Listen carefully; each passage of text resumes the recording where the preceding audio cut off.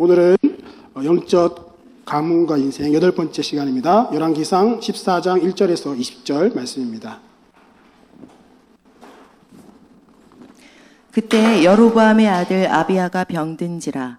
여로보암이 자기 아내에게 이르되 청하건대 일어나 변장하여 사람들이 그대가 여로보암의 아내임을 알지 못하게 하고 실로로 가라. 거기 선지자 아히야가 있나니 그는 이전에 내가 이 백성의 왕이 될 것을 내게 말한 사람이니라. 그대의 손에 떡 10개와 과자와 꿀 1병을 가지고 그에게로 가라. 그가 그대에게 이 아이가 어떻게 될지를 알게 하리라. 여로보암의 아내가 그대로 하여 일어나 실로로 가서 아히야의 집에 이르니 아히야는 나이가 많아 눈이 어두워 보지 못하더라. 여호와께서 아히야에게 이르시되 여로보암의 아내가 자기 아들이 병들었으므로 내게 물으러 오나니 너는 이러이러하게 대답하라. 그가 들어올 때 다른 사람인 채 함이니라. 그가 문으로 들어올 때 아히야가 그 발소리를 듣고 말하되 여로보암의 아내여 들어오라. 내가 어찌하여 다른 사람인 채 하느냐. 내가 명령을 받아 흉한 일을 내게 전하리니 가서 여로보암에게 전하라. 이스라엘의 하나님 여호와의 말씀이 내가 너를 백성 중에서 들어 내 백성 이스라엘의 주권자가 되게 하고 나라를 다윗의 집에서 찢어내어 내게 주었거늘 너는 내 종 다윗이 내 명령을 지켜 전심으로 나를 따르며 나보기에 정직한 일만 행하였음과 같지 아니하고 네 이전 사람들보다도 더 악을 행하고 가서 너를 위하여 다른 신을 만들며 우상을 부어 만들어 나를 노엽게 하고 나를 내 등 뒤에 버렸도다. 그러므로 내가 여로보암의 집에 재앙을 내려 여로보암에게 속한 사내는 이스라엘 가운데 매인자나 노인자나 다 끊어버리되 거름더미를 쓸어버림같이 여로보암의 집을 말갛게 쓸어버릴지라. 여로보암에게 속한 자가 성읍에서 죽은즉 개가 먹고 들에서 죽은즉 공중에 새가 먹으리니 이는 여호와께서 말씀하셨음이니라 하셨나니 너는 일어나 내 집으로 가라. 내 발이 성읍에 들어갈 때 그 아이가 죽을지라. 온 이스라엘이 그를 위하여 슬퍼하며 장사하려니와 여로보암에게 속한 자는 오직 이 아이만 묘실에 들어가리니 이는 여로보암의 집 가운데에서 그가 이스라엘의 하나님 여호와를 향하여 선한 뜻을 품었음이니라. 여호와께서 이스라엘 위에 한 왕을 일으키신즉 그가 그날에 여로보암의 집을 끊어버리리라. 언제냐 하니 곧 이제라.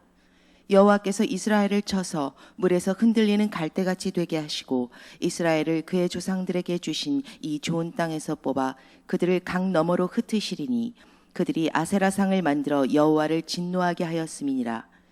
여호와께서 여로보암의 죄로 말미암아 이스라엘을 버리시리니 이는 그도 범죄하고 이스라엘로 범죄하게 하였음이니라 하니라. 여로보암의 아내가 일어나 디르사로 돌아가서 집 문지방에 이를 때 그 아이가 죽은지라. 온 이스라엘이 그를 장사하고 그를 위하여 슬퍼하니 여호와께서 그의 종 선지자 아히야를 통하여 하신 말씀과 같이 되었더라. 여로보암의 그 남은 행적 곧 그가 어떻게 싸웠는지와 어떻게 다스렸는지는 이스라엘 왕 역대지략에 기록되니라. 여로보암이 왕이 된 지 22년이라. 그가 그의 조상들과 함께 잠에 그의 아들 나답이 대신하여 왕이 되니라. 아멘. 아멘. 하나님 아버지, 이 시간 하나님의 엄중한 말씀 앞에 섭니다. 두렵고 떨림으로 당신 앞에 서오니 우리 모두에게 각 사람에게 하나님께서 친히 말씀해 주시고 이 말씀을 듣고 정직하게 반응하며 당신 앞에 돌이킬 수 있는 은혜를 허락하여 주시옵소서. 예수님의 이름으로 기도드리옵나이다. 아멘. 네, 저희 가족은 저녁 식사할 때 보통 라디오를 종종 청취를 합니다. 제가 얼마 전에 라디오를 이렇게 듣다가 어떤 그 사연 이야기를 듣는데요. 참 인상 깊은 이야기가 있었습니다. 그 이야기는 뭐냐면은 경주용마 있잖아요. 그 말이 이제 은퇴를 하게 되면은 이제 보통 예전에는 폐사시키거나 이렇게 그냥 이렇게 뿌리기도 했다고 해요. 근데 요즘은 그래도 많이 좋아져서 그 경주용 말을 일반 승마용만으로 이렇게 다시금 훈련하는 그런 다큐멘터리가 있었습니다. 그것을 보고 이 작가가 이야기를 썼는데 그 경주용 마가 일반 승마용 말로 이렇게 돌아오는 과정이 정말 쉽지 않다고 합니다. 경주용 말은 여러분들 아시겠지만 정말 그 아무것도 없는 그 트랙에서 오로지 빨리 달리기를 위해서 계속해서 평생 훈련하고 달려왔던 말이거든요. 그 말이 그냥 일반 이 길에서 또 사람들 사이에서 이렇게 그냥 평범하게 일반 말로 돌아다니는 것이 그게 생각보다 쉽지 않다는 거예요. 그래서 그 경주용마가 이렇게 갑자기 길을 걸어가는데 풍선이 이렇게 하나 딱 나오는데 기겁을 하고 돌아가요. 작은 풍선 하나인데도 자기 앞에 뭐가 있는 것이 이렇게 겁이 나는 거죠. 한 번도 그래 본 적이 없으니까.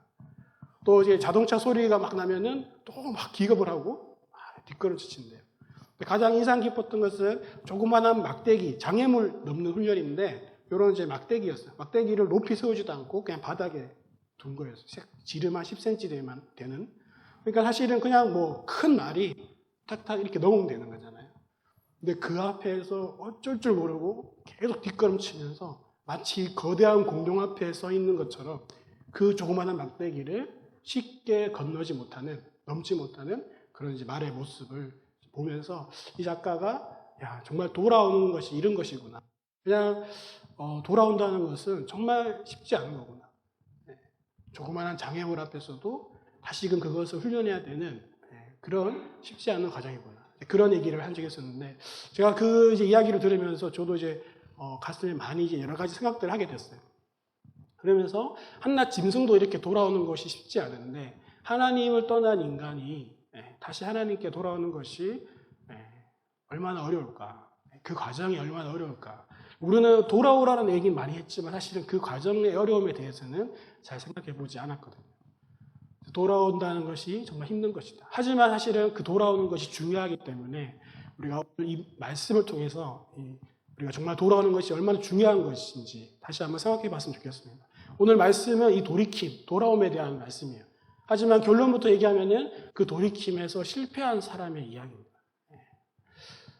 그래서 제목이 돌이키지 않는 자의 결말인데요. 제가 어제 설교 준비를 하다가 우리 제 동기 중에 이제 친구 목사한테 이런저런 얘기를 하는 전화 통화 할 일이 있었어요. 그래서 내일 설교를 한다길래 친구가 이제 물어봤어요. 내일 설교 제목이 뭐냐? 이때 돌이키지 않는 자의 결말이다. 이때 무섭다 야. 성도들한테 좀 이렇게 좀 밝고 희망적인 얘기를 좀 하지. 그리고 무서워. 그랬는데 사실 여러분 이 제목은 무섭지만은 정말 여러분 이 안에 하나님의 그 애절한 정말 그 간절한 호소가 담겨져 있어요.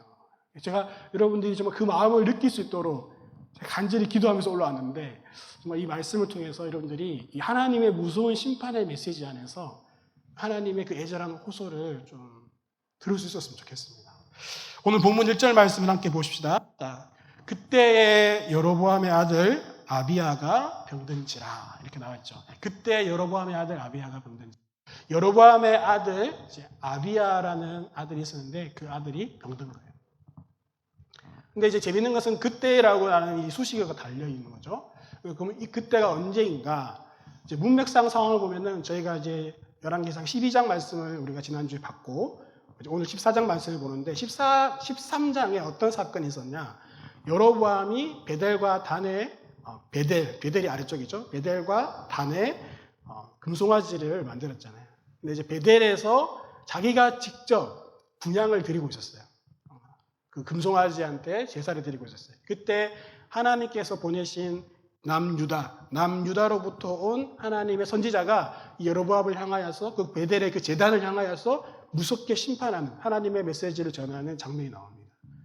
이 제단이 갈라질 것이고 이 제단에서 너희들이 막 이렇게 뼈가 다 살라질 것이다. 막 이제 그런 이제 심판의 예고를 하는데 그때 이제 여로보암이 저놈 잡아라라고 이렇게 손을 내밀자 이 손이 굳어버렸어요. 그래가지고 그때 그 선지자가 다시 하나님께 기도해서 이 손을 풀어줍니다.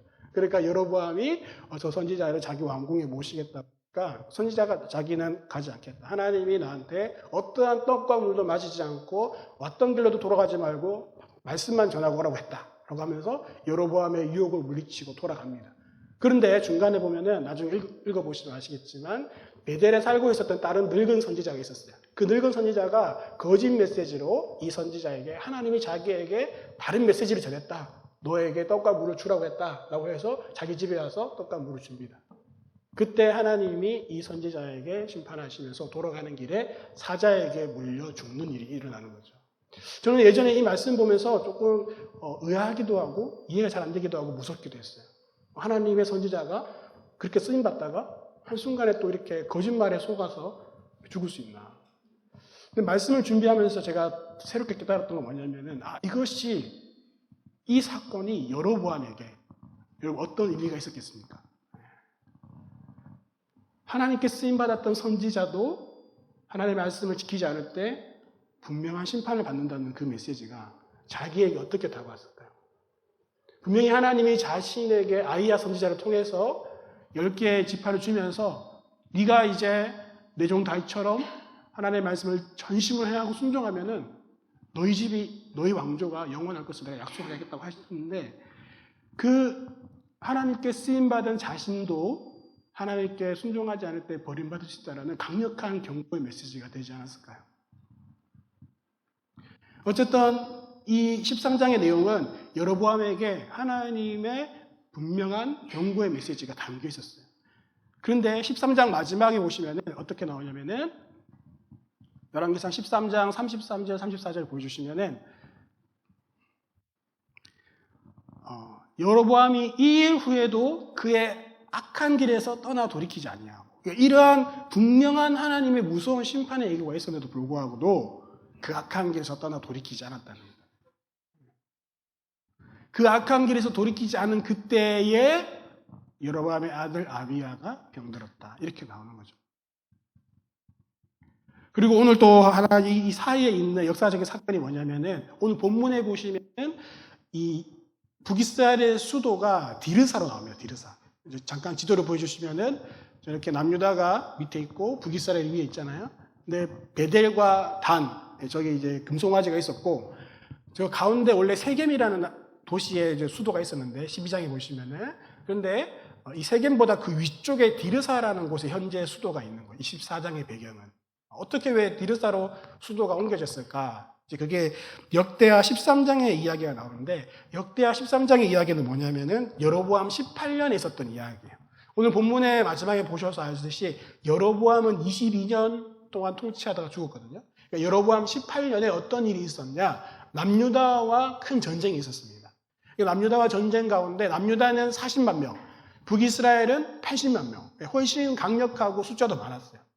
그런데 철저히 하나님을 의지했던 이 남유다 백성들 앞에서 이 여로보암이 완전 참패를 합니다. 그래서 50만 명이 죽습니다. 그래서 완전히 힘을 잃어버린 그들이 이제 세겜에서 디르사로, 그때 베델까지도 뺏기거든요. 그러니까 이제 디르사로 천도했던 것이죠. 그래서 그 다음 지도를 보여주시면은, 오늘 본문의 배경은 사실은 이제 실로인데, 실로가 아이야 선지자가 살고 있었던 곳이거든요. 그런데 보시면은, 좀 더 위에 보시면은, 저기 세겜이 보이죠. 좀 분이엘과 세겜이 다 나온, 그리고 디르사와 디르사까지 나온 게 잘 없어가지고 이 지도를 좀 작지만 하자는데, 원래 세겜에 있었는데 그 세겜에서 이제 동쪽으로 가면은 분이엘이 나옵니다. 분이엘. 그때가 여로보암, 저기 이제 열왕기상 12장에 보시면은 이 세겜과 분이엘의 요새를 세워요. 그러니까는 요단강 동편과 요단강 서편에 각각 요새를 세우고, 그리고 남쪽에는 베델, 북쪽에 단에 금송아지를 세우면서 자신의 나라를 견고하게 통치하고 통제하려고 했었던 여로보암의 전략이 보이는 것이죠. 그런데 어쨌든 이 역대하 13장에 실패하면서 세겜에서 디르사로 옮긴 상황이었어요. 그러니까 오늘 이 본문의 상황은 어떤 상황이냐? 하나님께서 그 여로보암을 향하여서 선지자를 통하여서 분명하게 심판의 메시지를 경고하셨고, 그리고 남유다와의 전쟁에서 완전히 패배함으로써 또한 하나님이 한 번 더 경고하셨고, 그럼에도 불구하고 돌이키지 않는 그 상황 가운데 계속해서 끊임없이 하나님이 분명한 경고의 메시지가 모든 상황을 통해서 쪼여오고 있는데도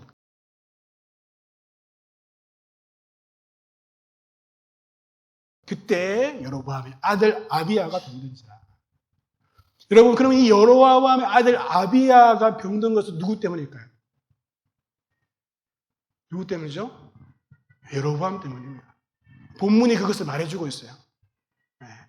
전문명에서도 얘기해주고 오늘 본문 성경에서도 보면은 결국 하나님이 이 아비야를 죽이십니다. 하나님이 아비야를 죽였어요. 여로보암의 죄 때문에. 우리가 겪는 모든 질병 또 어떤 사건에 대해서 그것이 반드시 모든 것이 하나님의 심판과 징계의 메시지라고 오해하시면 안 됩니다.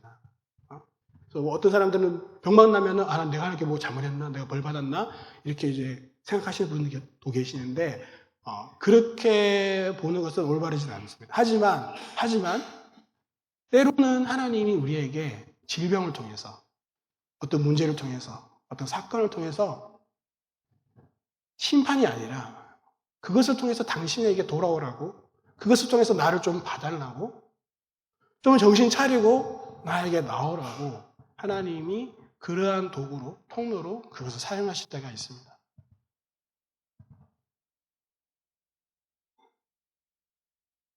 이 모든 것이 전조증상입니다. 전조증상. 전조증상은 사실은 의학 용어입니다. 어떤 큰 병이 있기 전에 증상이 미리 있다는 것이죠. 큰 병이 일어나기 전에 미리 증상이 있는데 뭐 이런 건물이 무너진 것도 마찬가지로 삼풍백화점 무너지기 전에도 전조증상들이 있는 거죠. 그죠? 벽이 갈라지고 흔들리고 금이 가고 이런 증상들이 있잖아요. 집에 아이가 가출할 때도 전조증상이 있습니다, 여러분. 밥 먹기 싫어. 말 안 하고 문 닫아 들어가고 집에 잘 안 들어오고 늦게 들어오고 연락 안 받고 그런 전조 증상들이 있을 때 아이가 문제가 있구나 대화를 시도하고 그 아이가 돌이키도록 그 상황을 돌이킬 수 있도록 조치를 취해야 되는 것이죠. 이 모든 것 선지자를 통한 경고, 전쟁에서의 패함, 아이야의 병 등은 사실은 전조 증상이었어요. 다른 말로 하면은 돌이키라고 하시는 하나님의 경고의 메시지였던 것이죠. 우리 삶에도 여러분 전조 증상이 있을 수 있습니다. 여러분의 양심 가운데 계속해서 불안한 마음이 든다는가. 하나님 앞에서 돌아가야 되는데 이렇게 살면 안 되는데 아니면은 여러분의 배우자가 당신 그렇게 살면 안 돼. 언제 정신 차릴래? 라고 한다든지 사랑의 마음으로 아니면 진짜 가족 중에 사랑하는 사람이 아프거나 문제가 잘 안 풀리거나 어떤 일이 있을 때 혹시 하나님이 나에게 돌아오라고 또 나에게 말씀하시는 것은 아닐까라고 생각해 볼 수 있다는 것입니다. 오늘 본문 2절에 보시면은 이 여로보암은 이때 아히야를 생각해냅니다. 여로보암이 자기 아내에게 이르되 청하건대 일어나 변장하여 사람들이 그대가 여로보암의 아내임을 알지 못하게 하고 실로로 가라. 거기 선지자 아히야가 있나니 그는 이전에 내가 이 백성의 왕이 될 것을 내게 말한 사람이냐. 아히야를 떠올렸어요. 하나님의 선지자를 떠올렸어요. 가만히 보시면은 자기가 만든 수많은 그 산당의 신들과 금송아지를 찾지 않아요. 왜겠습니까? 그것이 가짜라는 걸 알기 때문이죠. 그리고는 자기에게 왕이 될 것을 말한 사람. 그 하나님의 선지자. 그러니까 이 병이 정말 죽을 병이었고 심각한 병이었던 것 같아요. 그래서 정신을 차려서 그 아히야에게 보내는 것까지는 잘했는데 뭔가 그 사람에게 가면은 자기에게 왕이 될 것을 말했던 것처럼 좋은 일이 있지 않을까. 어떤 그런 기대가 있었던 것 같아요. 그래서 보냈는데 문제는 뭐냐면은 이 사람이 이런 하나님의 전조증상, 결말의 어떤 심판의 전조증상을 느끼고 하나님 앞에 이것을 전심으로 회개하고 돌이키는 마음으로 갔던 것이 아니라는 거예요. 보시면은 자기가 가지 않고 자기 아내를 보냅니다. 그죠? 이 문제가 정말 심각한 일이고 자기가 정말 하나님께 이걸 가지고 씨름할 문제고 돌이킬 문제라면은 자기가 직접 찾아가겠죠. 아내를 대신 보내요. 그건 뭐죠? 그만큼 하나님과 자기 사이에 껄끄러움이 있는 거예요. 하나님과 자기 사이에 멀어진 관계가 있는 거예요. 자기가 못 가겠는 거예요. 하나님과 자기 사이가 멀어졌다는 것을 이걸 보여주고 있는 거죠. 근데 게다가 거기에다가 뭐냐면은 변장을 시킵니다. 변장을 시켜요. 자기 아내인 것을 속이게. 그래서 3절 말씀을 보시면은 뭐냐면은 떡 10개와 과자와 꿀 한 병을 가지고 그에게 가라라고 이렇게 얘기합니다. 이것은 평범한 평민들이 선지자를 찾아갈 때 이렇게 가져가는 거예요. 그러니까 왕의 아내인 것을 티내지 말고 철저하게 그를 속여라. 이 변장과 속임수의 의미는 하나님의 어떤 능력을 기대하면서도 하나님을 속일 수 있다고 생각하는 거예요. 아이야를, 하나님의 선지자를, 하나님의 메시지를 받아서 우리에게 전하는 그 선지자를 하나님의 눈을 속일 수 있다고 생각하는 이 여로보암의 그 신앙을 보여주는 거예요. 하나님은 여로보암에게 있어서 지금 하나님은 어떤 존재이냐 충분히 속일 수 있는, 적당히 가려서 적당히 내가 눈을 잘 변장하고 잘 치면은 충분히 하나님을 속일 수 있는 그런 존재로 하나님을 여기고 있고, 그리고 그렇게 해서 자기의 어떤 유익과 자기의 문제를 해결해내려고 하는, 전심으로 돌이키진 않으면서 적당히 자기를 치장해가지고 좋은 결과만을 얻으려고 하는 철저히 자기중심적인, 문제만 해결하려고 하는 그런 자기중심적인 인본주의적인 신앙을 가지고 있다는 것이죠. 그런데 아이러니하게도 여러분, 실컷 변장했는데 이 아이야는 어차피 눈이 멀어서 못 보는 사람이었어요. 그거조차도 몰랐던 거죠. 그만큼 아이야와 이 여로보암 사이에 왕래가 없었습니다. 그가 실로에 살고 있는 것은 알았지만은 눈 먼 것도 몰랐어요. 그래서 4절, 5절 말씀을 보시면은 아이야는 나이가 많아 눈이 어두워서 보지 못하더라.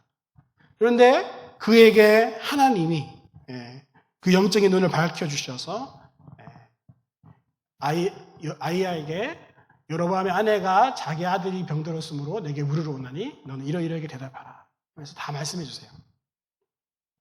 그래서 6절 말씀에 하나님께서 6절 말씀을 보시면은 내가 명령을 받아 흉한 일을 내게 다 전하리. 여로보암의 아내가 들어오자마자 내가 어찌하여 다른 사람이 취하느냐? 내가 명령을 받아 흉한 일을 내게 전하리. 하나님이 전해주신 말씀을 전하는 거예요. 누가 눈이 더 어두운 사람 같습니까? 육신의 눈이 어두운 아이야입니까? 아니면은 영적인 눈이 어두운 이 여로보암의 아내와 여로보암입니까? 하나님의 눈을 가릴 수 있다고 생각하는 그런 여로보암과 그의 아내입니까? 오늘 이 6절까지 내용을 보시면은 하나님의 전조 증상이 계속 있었습니다. 그죠? 우리 전문맥에서부터 보면은 하나님께서 선지자를 통해서, 전쟁을 통해서, 아비야의 병듦을 통해서 이 여로보암 가정에 하나님께서 계속해서 전조 증상을 보여주셨어요. 사실 오늘 본문을 보시면 아시겠지만 이 아비야의 병듦은 마지막 경고였어요. 그럼에도 불구하고 그는 돌이키지 않았고 직접 가지도 않고 아내를 변장해서 보내면서 좋은 결과만을 기대하고 있는 거죠. 전심으로 회개하거나 돌이키지도 않으면서 자기 유익을 구하는 철저히 자기 중심적인 그 신앙을 보여주고 있습니다. 이렇게 철저히 돌이키지 않는 이 여로보암에게 어떤 결말이 주어지느냐? 7절부터 하나님이 이 아히야 선지자를 통해서 말씀하신 내용들이 7절, 8절을 보시면은 7절부터 9절까지 내용이 이 여로보암의 죄를 먼저 쫙 고발하세요. 하나님이 하나하나 조목조목 고발하시는데 특별히 첫 번째 7절부터 8절까지의 내용을 보시면은 그 핵심이 너는 내 종 다윗의 길을 가지 않았다는 거예요. 다윗의 길이 뭡니까? 너는 내 종 다윗이 내 명령을 지켜 전심으로 나를 따르며 나보기에 정직한 일만 행하였음과 같지 않다. 다윗의 길은 결국은 하나님의 명령을 온전히 지키며 전심으로 따르는 것, 그리고 하나님 앞에 정직하게 행하는 거였어요. 우리는 잘 알지만 다윗이 그의 인생 가운데 밧세바 사건과 우리아 사건을 통하여서 치명적인 범죄한 것을 알고 있습니다. 그럼에도 불구하고 하나님이 이렇게 평가하시는 것은 나단 선지자를 통해서 그 다윗에게 그의 죄를 지적하셨을 때 다윗이 어떻게 반응했나요? 그 자리에서 엎드리며 자기가 죄인이라고 정직하게 하나님 앞에 엎드리며 돌이켰다. 그게 다윗이었어요. 그래서 그것을 하나님은 나보기에 정직한 일만 행하였다라고 보시는 거예요. 다윗의 길은 정직한 길이었어요. 돌이키는 길이었어요. 다윗의 길은 돌이키는 길이었어요. 그것을 하나님이 정직하다고 평가하시는 거예요. 그리고 9절 말씀을 보시면은 여로보암의 죄가 뭐냐? 내 이전 사람들보다 더 악을 행하고 솔로몬과 여로보암보다 더 악을 행했다는 거예요. 그들이 우상 숭배해서 결국 하나님이 그들의 나라를 찢으셨는데 그보다 더 하다는 거예요. 가서 너를 위하여 다른 신을 만들고 우상을 구워 만들어 나를 노력했다. 그리고 나를 내 등 뒤에 버렸다. 하나님 이렇게 표현하세요. 나를 내 등 뒤에 버렸다. 하나님을 그냥 아무 쓸모없는 것처럼 무시해버리고 등 뒤에 버렸다는 거예요.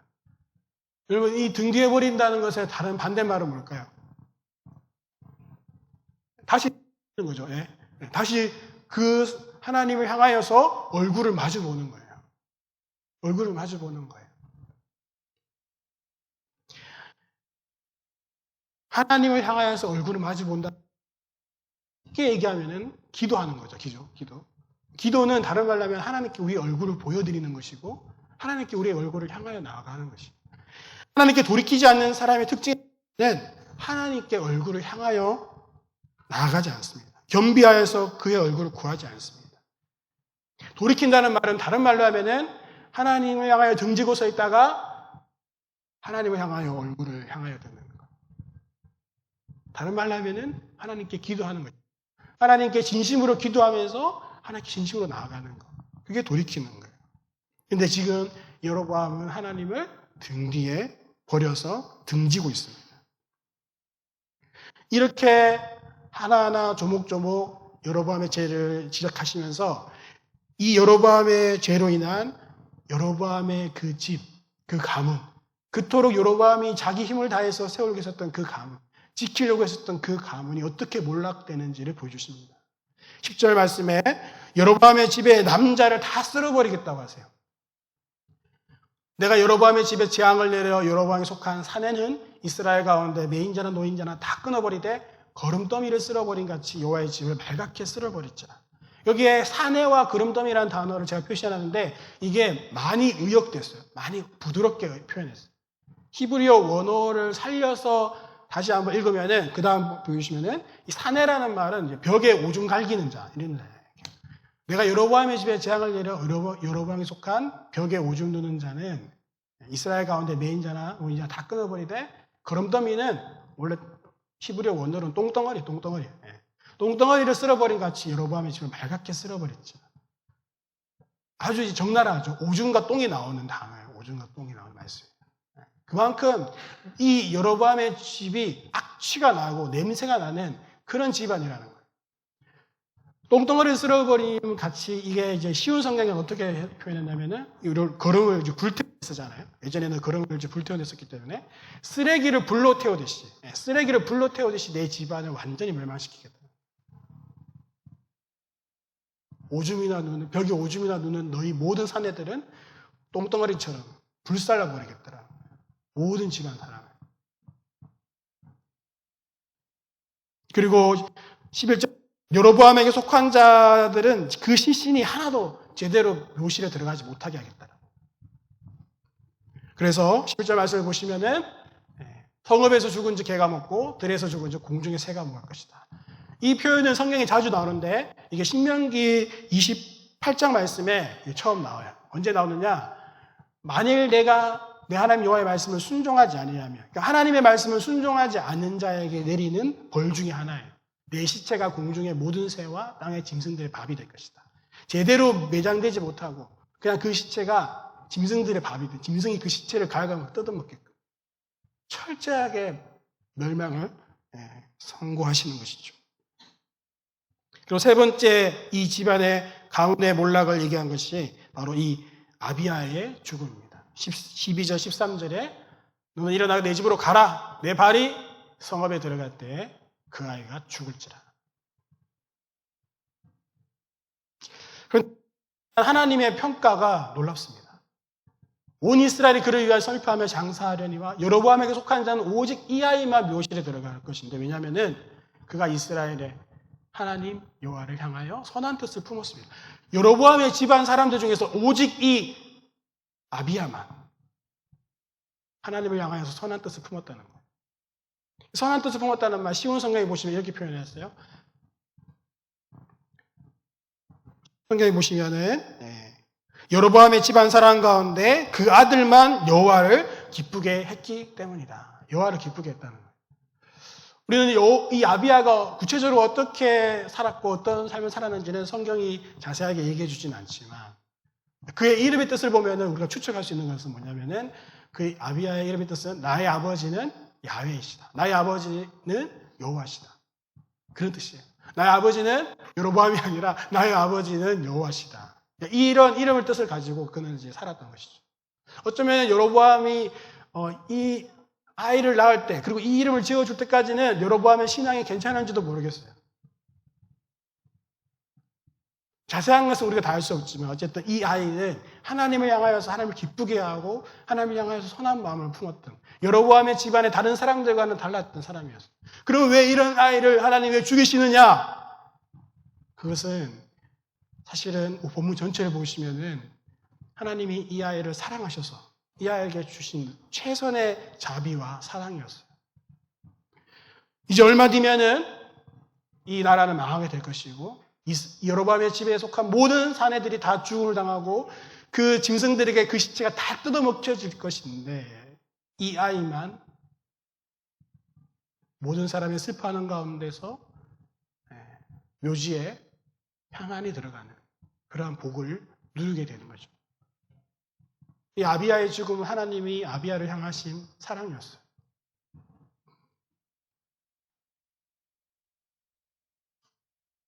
그리고 14절에 보시면 여로보암의 집을 완전히 끊어버리실 것이라고 하십니다. 한 왕을 일으켜서 여로보암의 집 전체를 끊어버릴 것인데 곧 이제 다 임박했다는 것이죠. 실제로 열왕기상 15장 다음 장을 보시면은 28절에 유다의 아사왕 셋째에 바하사가 나답을 죽이고 나답은 여로보암의 아들입니다. 오늘 본문 마지막에 보시면은 나답이 왕이 되었 여로보암이 죽고 나서 나답이 왕이 되었는데 나답은 2년밖에 통치를 못해요. 그리고는 이제 왕조가 끝나버리죠. 나답 다음에 그 아들이 되는 것이 아니라 그 신하였던 바하사가 구테타를 일으켜서 나답을 죽이고 보시면 여로보암의 온 집을 쳐서 생명 있는 자를 한 사람도 남기지 아니하고 다 멸하였는데 여호와께서 그의 종 실로 사람 아이야를 통하여 하신 말씀과 같이 되었으니 모든 사내가 다 죽고 짐승의 밥이 되었다는 것이죠.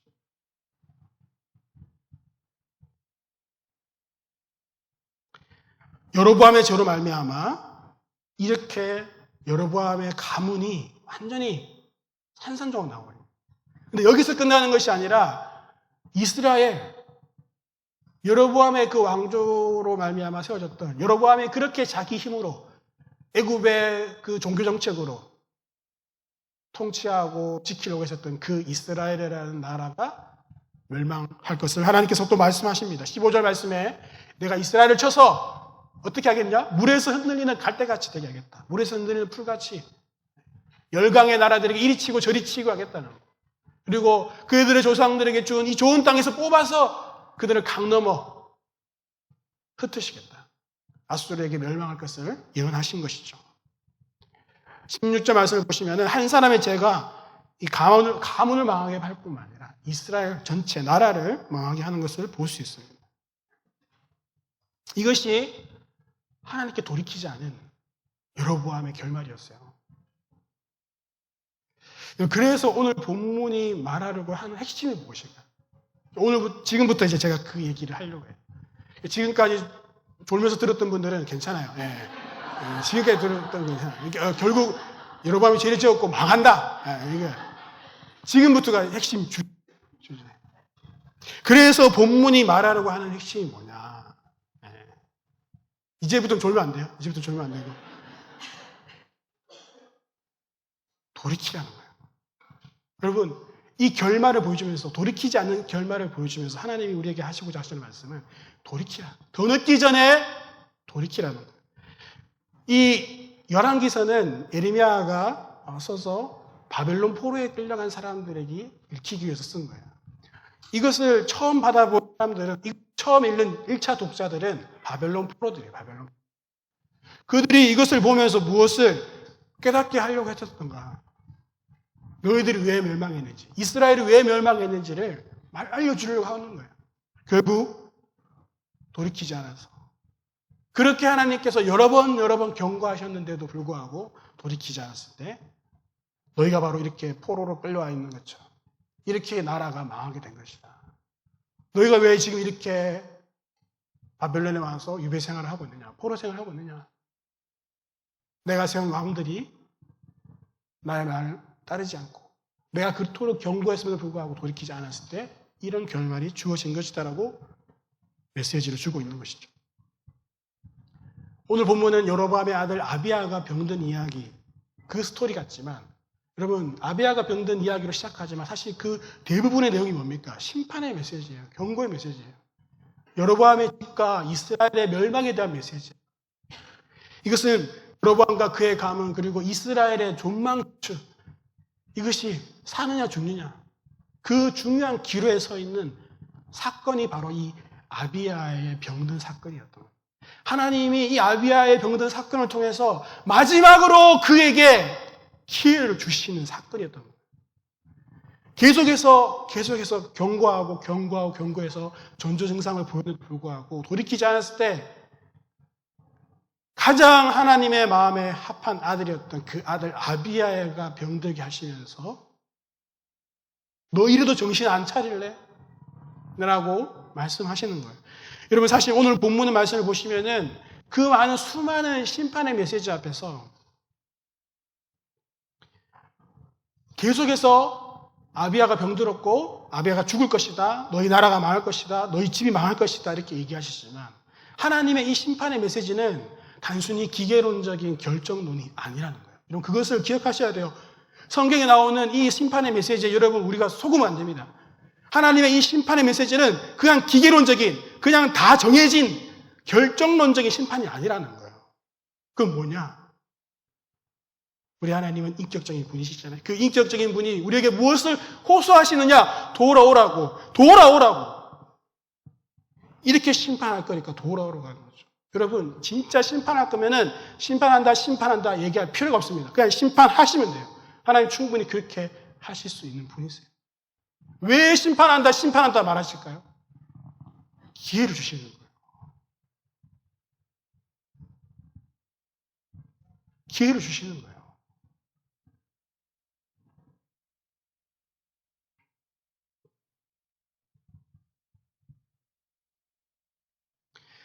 이 심판에 대한, 징계에 대한 신약 성경의 해석을 한번 봅시다. 우리 히브리서 12장 말씀에 보시면은 내 아들아 주의 징계하심을 경히 여기지 말며 그에게 꾸지람을 받을 때 낙심하지 말라. 주께서 그 사랑하시는 자를 징계하시고 그가 받아들이시는 아들마다 채찍질 하심이라. 하나님의 심판, 하나님의 징계, 하나님의 꾸지람, 하나님의 채찍질, 그 모든 것은 하나님의 사랑의 마음이라는 거예요. 사랑하시기 때문에 하신다는 거예요. 사생자에는 안 그런다는 거예요. 무릇 징계가 당시에는 즐거워 보이지 않죠. 당연히 그게 즐겁겠습니까? 슬퍼 보이죠. 아프죠. 근데 그렇게라도 하지 않으면은 정신을 못 차리니까. 사랑하는 아들 아비야가 병들지 않으면 정신 못 차리니까. 그제서야 아이야를 찾아오잖아요.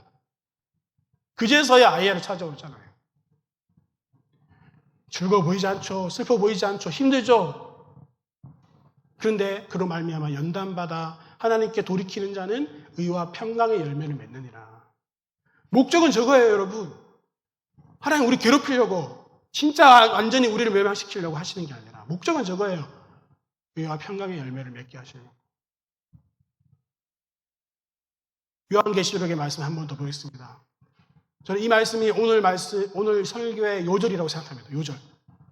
어렸을 때 요절 많이 외우셨죠? 네. 가장 핵심, 이거 외워야 되는 구절. 네. 다 같이 읽겠습니다. 시작.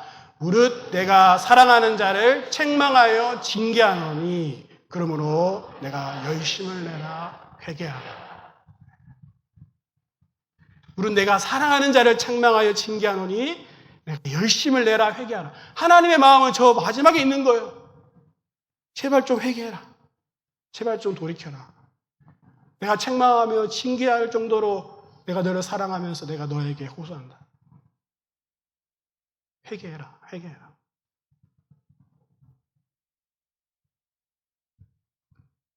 심판에 대한 어느 주석가의 설명을 보십시다. 그 다음 보시면은 심판은 우리 자신의 상태를 깨닫게 하고 심판을 통해서 우리는 어떤 상태에 있는지 정신을 차리게 되잖아요. 그리고 하나님의 존재감을 드러내는 장치와 같다. 하나님이 어떤 분이신지 우리는 알게 됩니다. 그러니 심판은 어떤 면에서는 기회이고 하나님의 자비의 표현이라는 거예요. 이 심판을 통해서 심판의 메시지를 통해서 우리는 하나님께 돌아갈 수 있는 기회를 얻을 수 있다는 것이죠.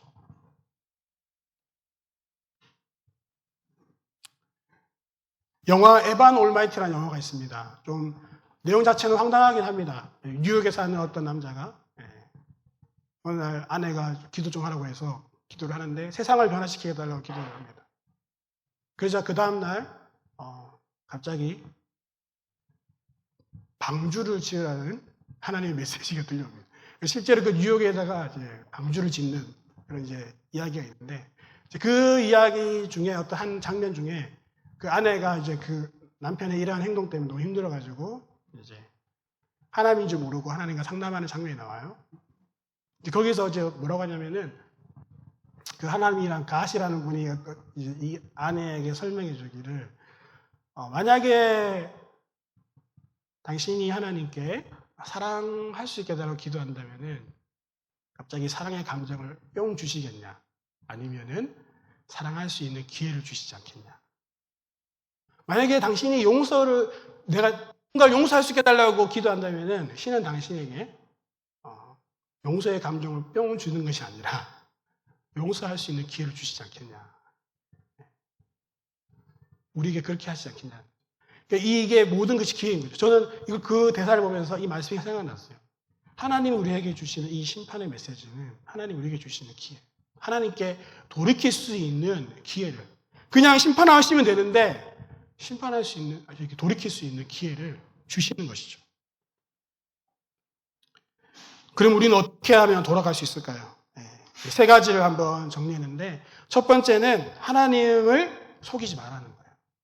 여러분 오늘 본문 보시면은 아이야를 찾아간 것, 이 여로보암이 아이야를 찾고 자기 아내를 보낸 것은 어떻게 보면 하나님을 찾는 그 모습이죠. 그것은 정말 거기까지는 잘했지만 그러나 정말 자기가 가지 않고 아내를 변장시키면서 하나님의 선지자를 속이려고 하고 하나님을 속이려고 했던 것을 우리가 볼 수 있었습니다. 한낱 눈속임으로 하나님을 속이려고 하고 자기 자신을 감추려고 했죠. 그것은 하나님과 자기 사이의 관계, 그 관계의 깨어짐을 그저 정말 표면적인 것으로만 이해한 거예요. 우리도 그럴 때가 있잖아요.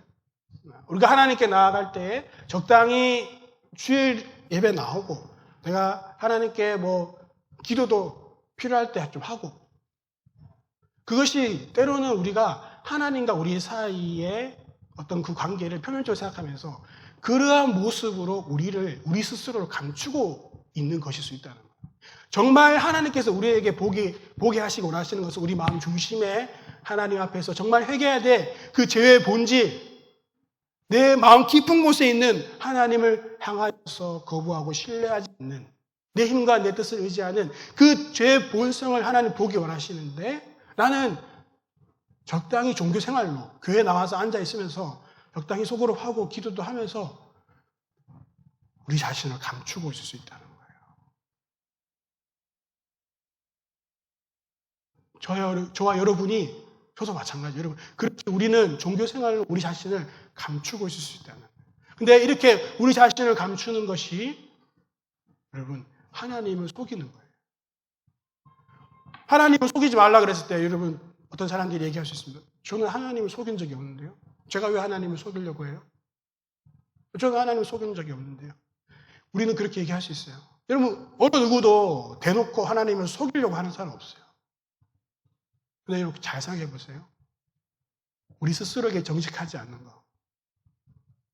내가 정말 하나님께서 회개하고 돌이켜야 될 내 죄가 있는데 내가 스스로 정직하게 내 자신을 돌아보지 않으면서 적당히 나를 감추고 있는 거. 나 자신을 속이는 것이면서 하나님을 속이는 거죠.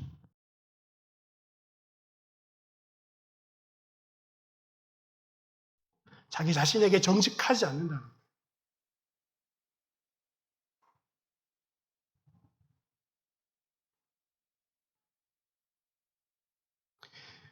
하나님을 속이지 마십시오. 스스로 속이지 마십시오. 스스로에게 정직하십시오. 이 스스로에게 정직한 것이 돌이킴의 첫걸음입니다. 하나님께 돌아가면요, 속이면 안 돼요. 속일 수 없는 분을 속이려고 하지 마세요. 눈이 어두워져 있는 그 아이야 선지자를 통해서도 하나님은 다 보고 계셨어요. 다 알고 계시잖아요. 누가 누구를 속이려고 합니까? 하나님 앞에 돌이키는 것은 정직해야 돼요. 자기 자신에게 정직해야 돼요. 내가 어떤 존재인지, 내가 어떤 죄를 지었는지, 내가 하나님 앞에서 무엇을 했는지, 그것을 여로보암은 정직하게 인정하고 하나님 앞에 돌아왔었어야 돼요. 그것을 안 했기 때문에 마지막 결말을 피할 수 없었습니다. 두 번째는 가차없이 돌이키라는 거예요.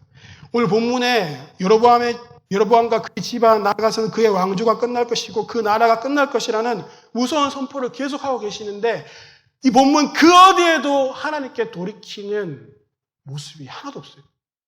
특히 여로보암의 아내를 보시면요, 가장 많이 등장하고 가장 많이 반복돼요. 근데 그는 이름도 나오지 않지만 아무런 반응이 없어요. 아무런 반응이 없어요. 다시 한번 말씀해 보세요. 여로보암의 아내가 말하는 대사가 있는지. 그건 뭡니까? 하나님께 아무런 반응을 하지 않고 있다는 거예요. 여로보암의 아내도 마찬가지고 여로보암도 마찬가지고 돌이키려고 하는 제스처가 전혀 없는 거예요. 회개하는 제스처가 전혀 없어요.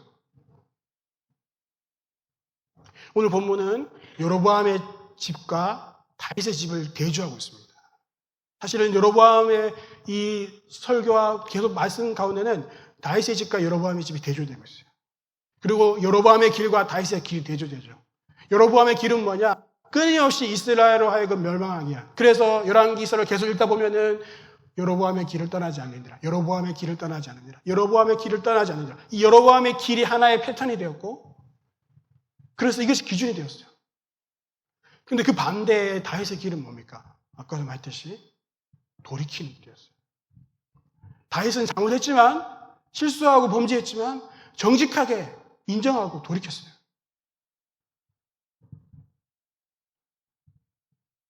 실제로 역대하 12장 5절에서 7절 말씀을 보시면은 이 르호보암이 회개하는 장면이 나오는데요. 보시면은 이때는 언제냐면은 애굽의 시삭, 우리가 지난주에 시삭 이야기를 많이 들어봤잖아요. 그러니까 여로보암이 그 시삭왕에 가서 여러 가지 정치와 종교 정책을 배워왔는데 이 시삭은 그때부터 이 이스라엘을 이제 호시탐탐 노리고 있었거든요. 결국 이제 르호보암과 그의 나라가 하나님께 범죄하게 되자 하나님이 시삭을 들어서 또 경고를 하십니다. 그래서 그때 유다 방백들이 시삭의 일로 예루살렘에 모였는지라 시삭이 전쟁을 선포하고 올라온 거죠. 선지자 스마야가 르호보암과 방백들에게 나와 이르되 여호와께서 이같이 말씀하시기를 너희가 나를 버렸으므로 나도 너희를 버려 시삭의 손에 넘겼다라고 하셨죠. 넘겼다라고 하셨어요. 근데 여러분 이 말씀을 듣고 12장 6절 말씀에 이들이 이렇게 어떻게 했냐? 이에 이스라엘 방백들과 왕이 스스로 겸비하여 이르되 여호와는 의로우시다 하며 여호와께서 그들이 스스로 겸비함을 보신지라. 여호와의 말씀이 스마야에게만 이르시되 그들이 스스로 겸비하였으니 내가 멸하지 아니하고 저희를 조금뿐이나 나의 노를 시삭의 손을 통하여 예루살렘에 쏟지 아니하리라. 여러분 5절 말씀과 6절 7절 말씀이 완전히 손바닥 뒤집듯이 오래 걸리지도 않았어요. 이 말 시삭의 손에 넘기겠노라라는 하나님의 선포의 메시지를 그렇군요. 네, 알겠습니다. 이게 아니라 그걸 그냥 기계론적인 결정론으로 받아들이신 것이 아니라 그 말씀 앞에서 회개한 거죠. 돌이킨 거죠. 스스로 겸비한 거예요. 잘못했습니다. 하나님 의로우십니다. 우리가 잘못했습니다. 그래서 하나님은 마치 기다렸다는 듯이 자신의 그 심판의 선포를 번복하시면서 그들을 받아주시는 분이 하나님이시라는 거예요. 근데 우리는 하나님께 돌이킬 때마다 여러 가지 걱정을 합니다. 과연 하나님 나를 받아주실까? 내가 지금까지 이렇게 살았는데 하나님께 어떻게 진짜 염치 없이 어떻게 나갈 수 있을까? 우리는 그럴 때가 많아요. 근데 여러분, 하나님께 돌이키는 건요, 이렇게 그냥 바로 그냥 듣자마자 돌이키면 됩니다. 다윗처럼, 르호보암처럼. 제가 예전에도 한번 이 책 소개를 했는데 제가 인상 깊었던 것이 뭐냐면 이 제목인데요, 제목. 브래드 매닝의 신뢰라는 책을 제가 이제 예전에 읽으면서 그 앞에 이제 원서의 제목을 보니까 저기 적혀있죠? 제가 발음이 발음이 어려워서 루슬리스, 그죠? 루슬리스 트러스트라는 그러니까 신뢰, 그러면 트러스트 같은데 사실은 이 원서의 제목은 루슬리스 트러스트예요. 그 말은 가차 없이 하나님을 신뢰하는 어떤 묻고 따지고 연민과 뭐 그런 것들 없이 그냥 가차 없이 무자비하게 그냥 무조건 그분을 신뢰하는 거예요. 이 말씀을 보면서 이 가차 없는 단어가 떠올랐어요. 가차 없는 돌이킴. 그분이 우리를 온전히 받아주실 것을 가차 없이 신뢰하면서 가차 없이 돌이키는 거. 우리에게는 그게 필요해요. 돌이킨다는 것은 여러분 그냥 가차 없이 돌이키는 거예요. 받아주실까? 어떻게 하실까? 이게 아니라 그냥 하나님을 향하여 등을 지고 있다가 그냥 이렇게 돌아가는 거예요. 돌이키는 거예요. 가차 없이 일단 돌아가는 거예요. 그러니까 하나님 앞에 얼굴을 향하고 하나님 앞에 기도의 자리로 나아가고 하나님 제가 왔습니다. 하나님 앞에 엎드리는 거죠. 우리에게는 이 가차 없는 돌이킴이 필요해요. 제가 지금 신앙생활 성장반을 인도하고 있는데 참 그 성장반을 하시는 성도님 중 가운데 한 분이 그렇게 얘기해요. 매일매일 이제 기도를 배우기 시작하고 또 하나님에 대해서 알기 시작하면서 하나님이 이런 분이신 것을 내가 알게 되어서 너무 감격스럽다. 너무 감동이 된다. 아직도 이것을 모르는 사람이 많은데 내가 이런 하나님을 알게 돼서 너무 감사하다. 그런데 그 다음에 두려운 마음이 든다. 그 하나님을 알면 알수록 두려운 마음이 든다. 내가 그건 자연스러운 반응이다. 하나님의 거룩하심과 하나님의 크심을 우리가 인간이 알게 될 때 그분을 향한 경외감이 나오는 것은 자연스러운 반응이다. 그러면 그 다음에 그 성도님이 느끼는 반응이 뭐냐면은 하나님께 내가 돌아가야 되는데 과연 돌아갈 수 있을까?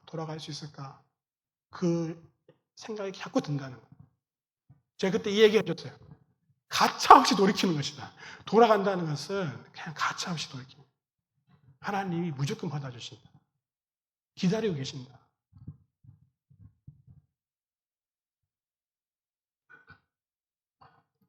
여러분 돌이키면은 방해물과 저항이 있습니다. 경주마가 일반 말로 돌아갈 때처럼 여러 가지 저항이 있어요. 우리 내면에 참소와 정죄, 사탄의 그런 공격들이 있습니다. 그러나 우리가 그때 할 수 있는 것은 그 하나님을, 그 사랑의 하나님을 가차없이 신뢰하고 가차없이 돌이키는 거예요. 등을 돌리지 말고 그분께 우리의 얼굴을 보여드리고 우리의 마음을 열고 그분을 바라보는 것. 그것이 바로 돌이키는 길의 두 번째입니다. 마지막 세 번째는 돌이키지 않는 자의 결말을 보는 것입니다. 여로보암은 솔로몬의 결말을 기억했었어야 돼요. 솔로몬이 어떻게 망했는지, 자기가 어떻게 왕이 되었는지를 기억했었어야 돼요. 하나님의 명령을 지키지 않았을 때 솔로몬이 어떻게 하나님의 본을 받았는지, 그 나라가 나뉘어졌는지를 기억했었어야 돼요. 그 결말을 기억했었어야 돼요. 이 바벨론의 포로들은 이 열왕기서를 읽으면서 수많은 그 이스라엘의 왕들이, 남유다의 왕들이 하나님께 순종하지 않았을 때 어떻게 멸망했는지 기억했었어야 됩니다. 오늘날 우리도 마찬가지입니다. 돌이키지 않는 자의 결말을 우리는 기억해야 됩니다. 이 여로보암의 결말을 보면서 하나님이 그렇게 계속해서 경고의 메시지를 하실 때 돌이키는 것. 그것이 얼마나 중요하지. 돌이키지 않는 자가 어떻게 멸망하는지 우리는 봐야 되는 것이죠. 전도서 12장 13절 14절에 이런 말씀이 있습니다. 일의 결국을 다 들었으니 이 모든 결말을 다 알았으니 하나님을 경외하고 그의 명령을 지키자. 이것이 모든 사람의 본분이니라. 하나님은 모든 행위와 모든 은밀한 일을 선악간에 심판하시리라. 하나님은 모든 것을 아시고 모든 것을 심판하실 것입니다. 그 심판하시는 분 앞에 여러분 스스로를 속이지 마시고 정직하시고 가차없이 돌이킴으로 하나님의 그 간절한 호소 앞에 진실하게 나아갔으면 좋겠습니다. 우리 같이 이 시간 함께 찬양하고 기도하겠습니다.